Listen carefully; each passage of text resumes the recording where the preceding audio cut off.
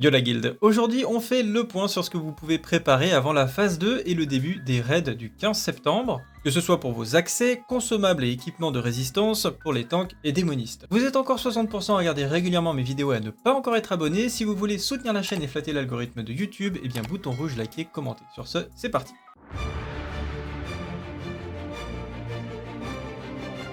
Et on se retrouve tout de suite dans le jeu avec une première add-on que je vous ai déjà présenté dans la vidéo de mes add-ons, il me semble. Mais je pense que ça fait du bien de remettre une couche parce qu'elle est vraiment exceptionnelle, notamment pour pouvoir monitorer tous vos accès et celui de votre guilde pour les accès de raids, de donjons, etc. Donc on a évidemment l'arrivée de la caverne du sanctuaire du serpent ainsi que l'œil qui sera bientôt disponible à partir du 15 et vous avez donc une série de quêtes à réaliser pour pouvoir entrer dans ces raids.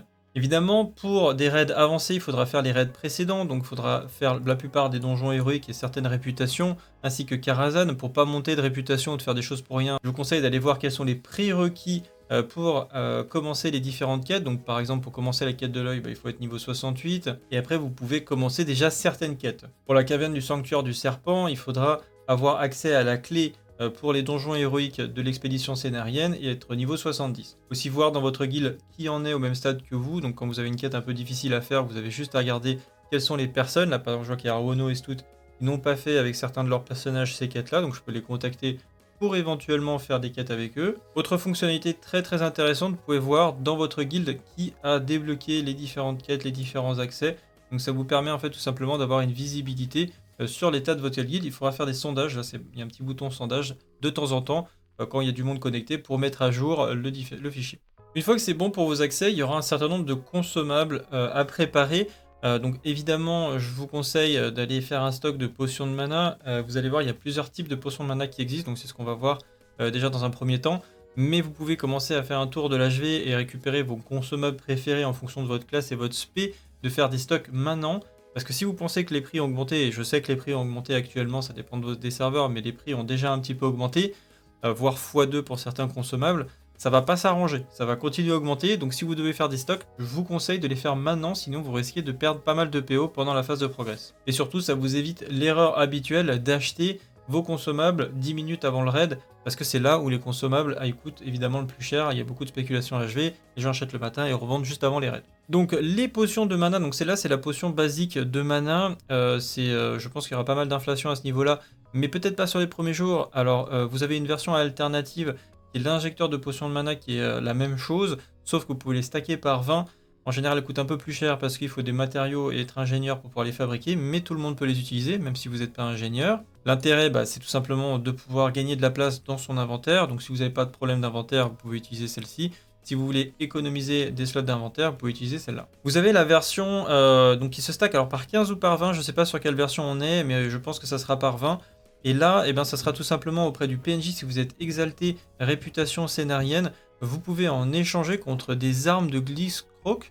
Donc vous pouvez en acheter à l'HV et ça vous donnera des potions. Donc la rentabilité, parce que c'est une arme de Gliscroc normalement pour 3 baumes de mana, ça sera utilisable uniquement dans SSC et les donjons liés à la zone.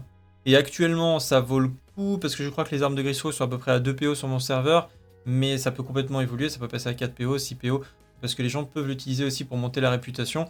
Donc voilà, pour l'instant c'est rentable. Si vous devez en acheter, si vous pouvez en acheter, je vous conseille de le faire maintenant.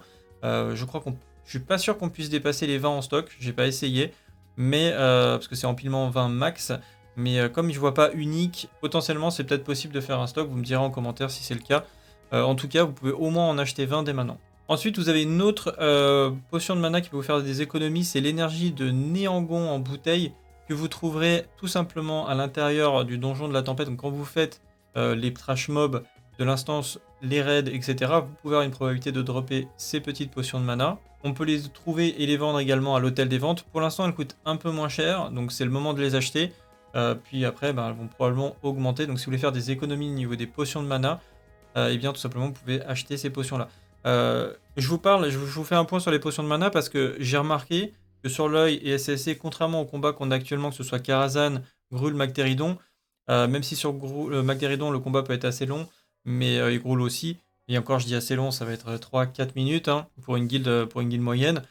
Concrètement, là on va arriver sur des combats qui vont dépasser les 10 minutes pour les boss de fin, voire 15, 16, 20 minutes pour qu'elle tasse, forcément ça veut dire une consommation des potions de mana qui devrait être revue à la hausse.